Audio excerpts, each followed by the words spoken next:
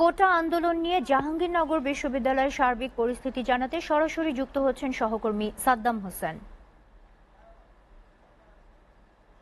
সাদ্দাম, এখন জাহাঙ্গীরনগর বিশ্ববিদ্যালয়ের পরিস্থিতি কেমন দেখছেন?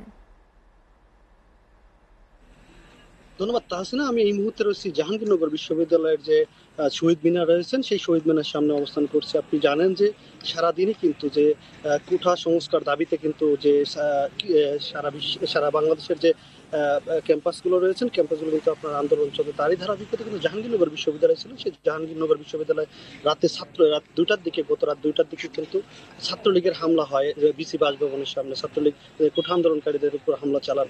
তো তারই পরিপ্রেক্ষিতে কিন্তু সাভার, ধামরাই, আশুলিয়া যে সরকারি এবং সরকারি বেসরকারি কলেজগুলো ছিলেন, বিশ্ববিদ্যালয়গুলো ছিলেন, সেই বিশ্ববিদ্যালয়ের সাধারণ শিক্ষার্থীরা যারা আছেন, সাধারণ শিক্ষার্থীরা কিন্তু এই জাহাঙ্গীরনগর বিশ্ববিদ্যালয় দখলে নেয় এবং তারই পরিপ্রেক্ষিতে কিন্তু যে ছাত্রলীগ আসার কথা ছিল সেই ছাত্রলীগগুলো কিন্তু ভিতরে প্রবেশ করতে পারে নাই।